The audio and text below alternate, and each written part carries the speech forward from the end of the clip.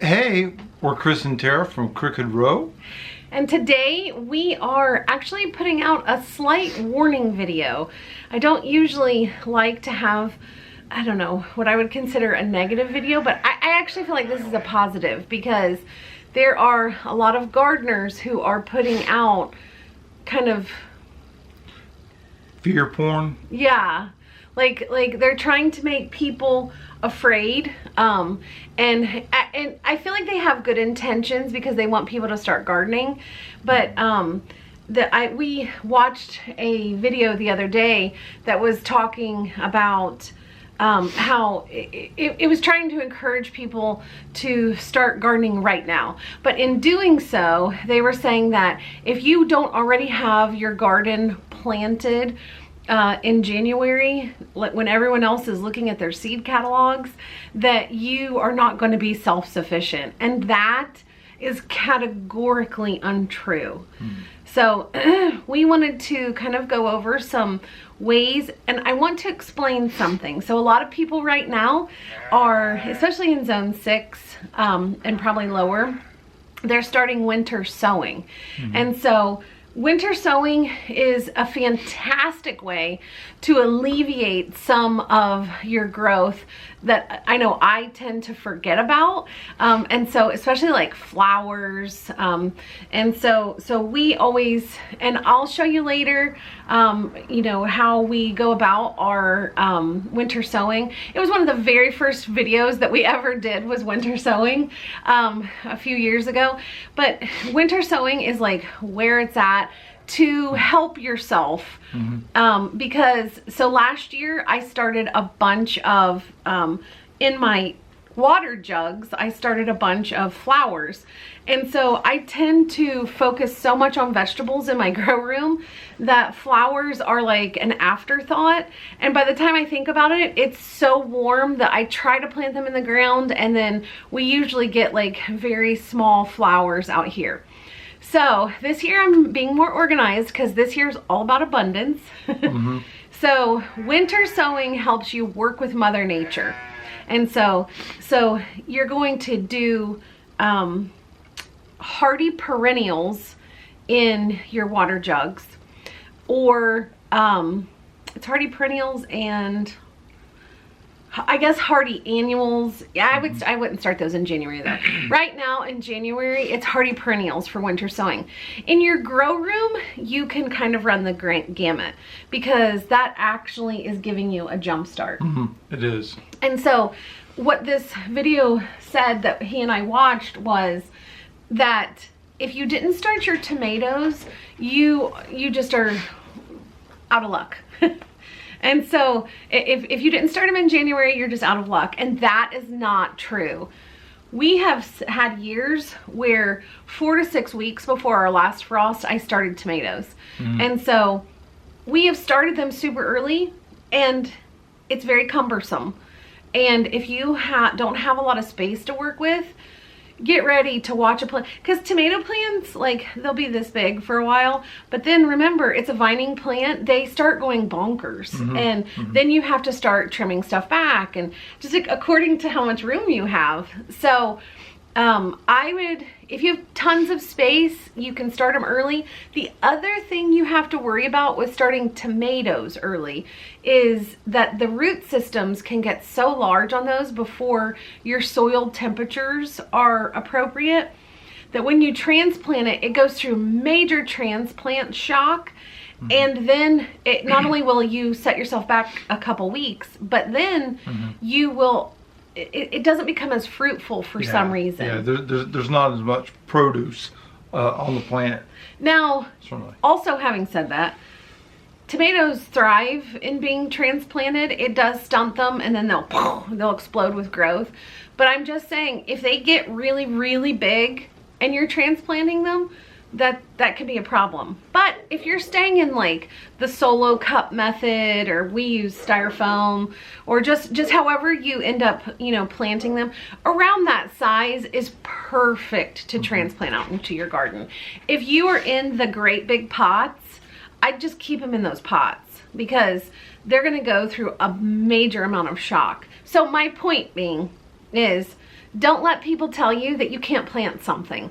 You can almost plant something at any point. And so we want to go ahead and show you guys just a small example of some winter sowing that we're going to do with snapdragons. And then the equal thing, we're going to use snapdragons and start snapdragons now. And then that way in the spring, because snapdragons can take some cold weather in the spring, we're going to have plants to put out. And then in the summer, through the winter sowing, we're going to have summer snapdragons to put out. So we'll do both of those today. And again, we just wanted to let you know, like, don't let if you haven't even ordered your seeds yet, do not fret. No. You can always start a garden, spring, summer, and even fall. So it's winter in some places. So, but if you're in like zones 4, 5, and 6, we just want to encourage you that you are definitely not late. And so, but it is through the next few weeks, we're going to be starting onions and all of these different things. And so we would really like for you to follow us, as we are a very self-sufficient family, don't you think? Yes, we definitely are. And right now, because we have been so self-sufficient, successful with our gardening, especially with our sweet potatoes, we just had a great harvest with those, and we are enjoying those sweet potatoes. We had some last night. Yes, that's the last night. Yeah. They're very good. It was very good.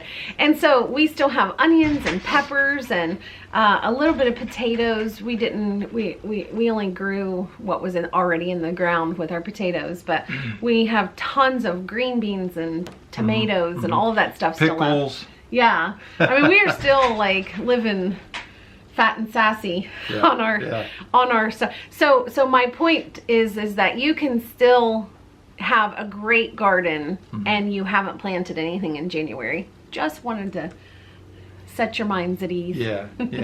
and so we have already started our crop for 2026 with our baby lambs. Yes. We have the first two twins that were born. We still have a couple of pregnant mamas. So we have at least one more that looks like she's carrying twins. So there'll be 2 more there. One of the ewes looks like she's probably carrying 1. So we're hoping for at least 3 more. Yeah, at least 3 more. We're not for sure if the youngest ewe is pregnant, but we'll find out. But they seem to like to birth in the coldest part of the year, like every year. And so right now we're getting ready to get that huge winter storm that everybody's getting ready to get and have 14 inches of snow. And right now they're giving birth. Of course. Right? So we're trying to do whatever we can to keep them warm. I know Elijah has put hay around the sheep shed to kind of give a wind block to the sheep shed. We put hot water on the water to unfreeze it so that they have, because they're nursing. And we also, when they give birth, before they give birth and while they're nursing, we give them grain. We are a grass-fed farm. I mean, we don't sell our stuff. We just eat it for us.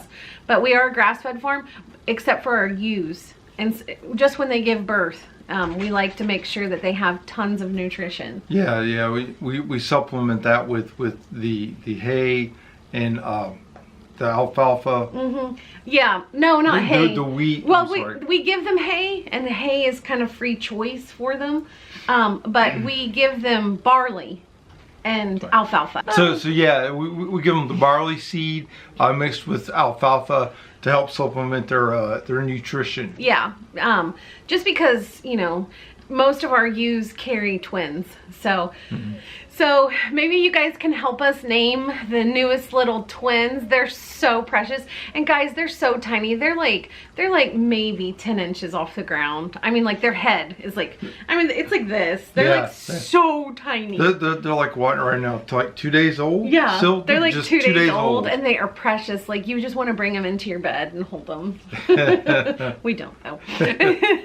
So let's get started on some winter sowing and some early sowing. So let's get started. All right. Okay, so the first thing that you need to winter sow is an old water jug. You can use a milk jug, but you'll have to wash the inside out first before you use it. And we are going to cut the jugs and fill them. I like to fill them with part seed starting mix, just a cheap seed starting mix. This is Jiffy. You can get an expensive one, but I haven't found a difference. But I'm going to mix this with a little bit of compost, about 3/4 seed starting, 1/4 compost, because the seed starting mix just loses its water so fast that I find that when I mix it with a little bit of compost, it actually helps retain that moisture, and that's what we want. So I'm gonna get to cutting this and wetting down. Make sure you wet your seed starting or your soil mixture really, really well. Please do not use regular earth. You're gonna wanna use seed starting mix and some compost. Some people just do compost. Either one is absolutely fine. Some people do potting soil. That's absolutely fine, just as long as it holds some water. You don't want it to freeze completely. I mean, actually these can freeze completely because they're hardy. So we're gonna get started on that, huh guys? Okay, so now me and my little helpers are going to start with our jugs. You do not need your caps on. You actually want this open hole so that rain and snow can get into there. Remember, those are filled with nitrogen. They're good for your plants. So Jed has been so kindly sharpening our scissors. You guys want to grab just one more, because we don't want tons and tons of snapdragons. And right here by the handle, I cut right below the handle. Go all the way around. Does not have to be perfect, because remember, we are Crooked Row, so there's water in there still. You come around to underneath the handle, because you don't want to chop that handle off. Oh. Okay, so here is our Pac-Man that we've got. And you also, which you kind of want to do this part when it's still whole, because it's going to be a little bit harder for me to do this. But you want to poke a bunch of holes in the bottom, a bunch of holes in the bottom so that water can leak out, because you don't want this filling with water. So just like anything, it needs drainage.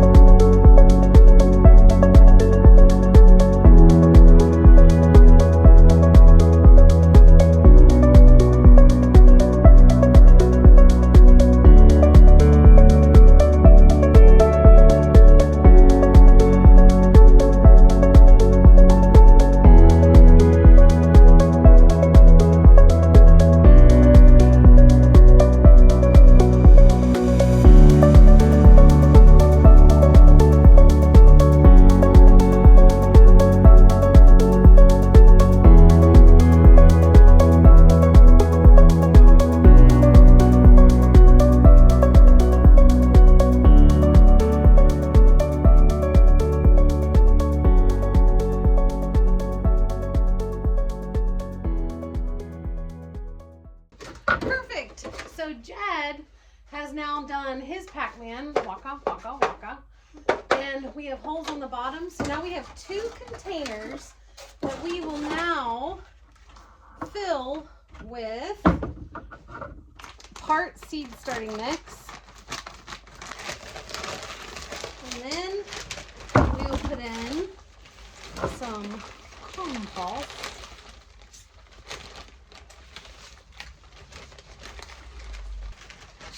And then a little bit more seed starter mix.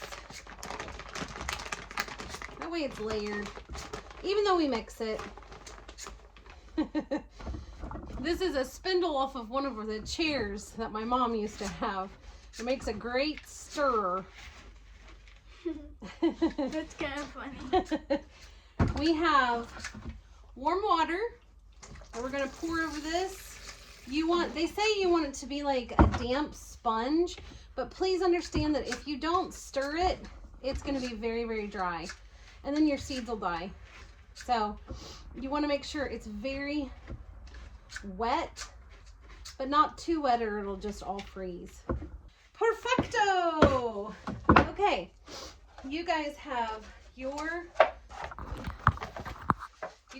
winter sowing kit. I have my winter sowing kit, and we are just going to fill these so that we can plant.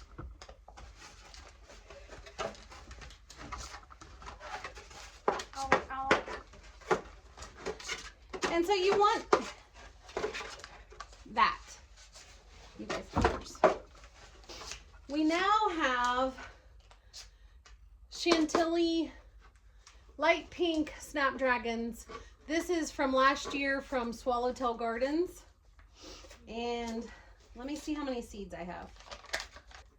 These are tiny, tiny seeds. These are smaller than basil seeds, actually. So let me pour these out on my hand.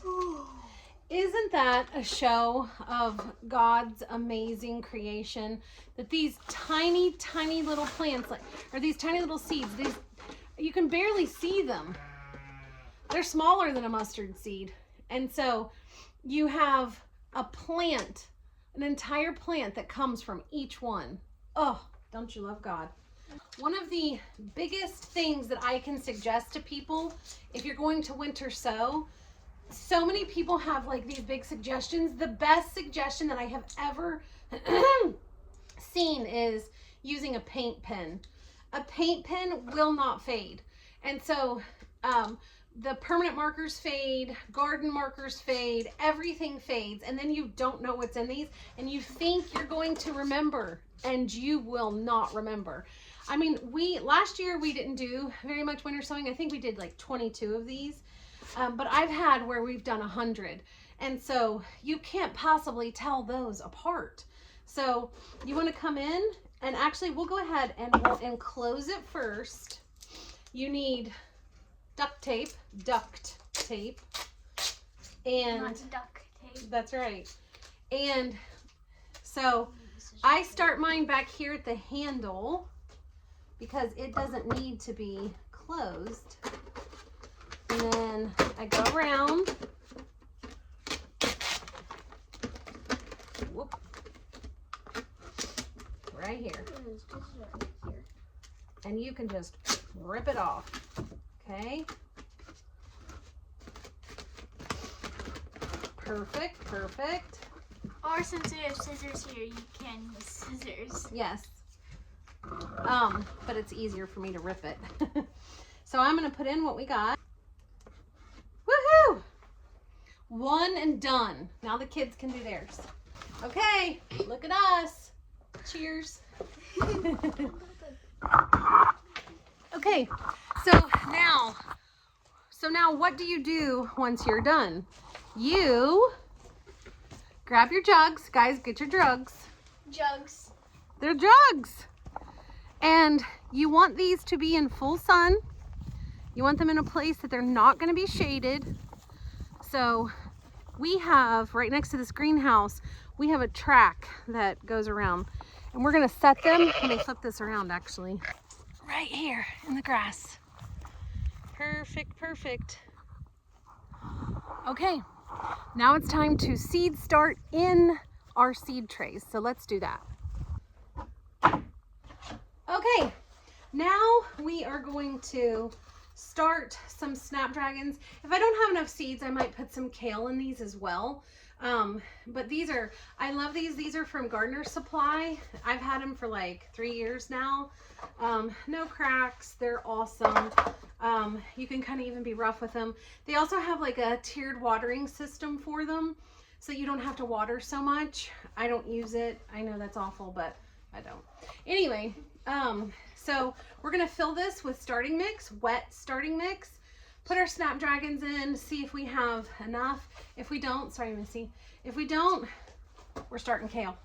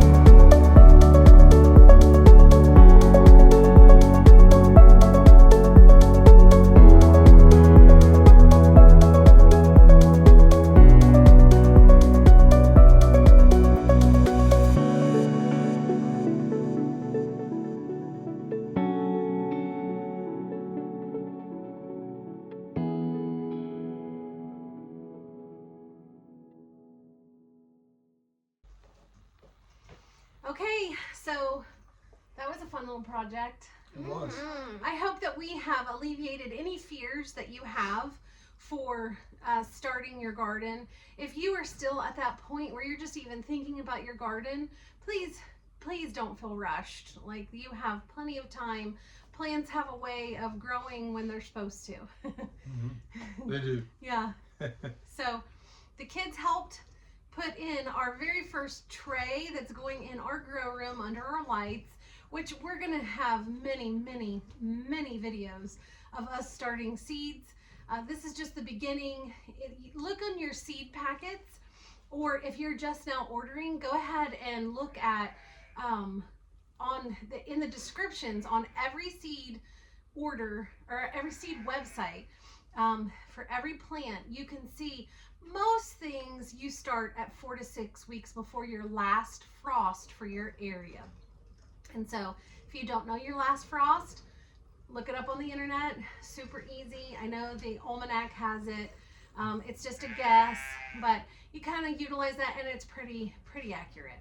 So go ahead and you just calculate things. Onions need, if you want big, nice, big bulbous onions, you're going to need 10 to 12 weeks before your last frost date. Our last frost date in zone 6 is expected to be the first week of May this year. And so we're calculating back from that date. You can start them early too. So please don't worry about early. I mean, you can start, like, clearly if you are a week out from tomato planting time, it's probably late, but I would still try to plant some and see what you get. So no fear. There is no fear at Crooked Row, right? Mm-hmm. We have plenty of food, right? Mm-hmm. Plenty of food. Our animals have plenty of food. And like Papa always says, everything's fat on the farm. That's right. So remember, if we cannot have fear and start our seeds, anybody can. Anybody can, right? Mm-hmm. That's right. Thanks. Bye.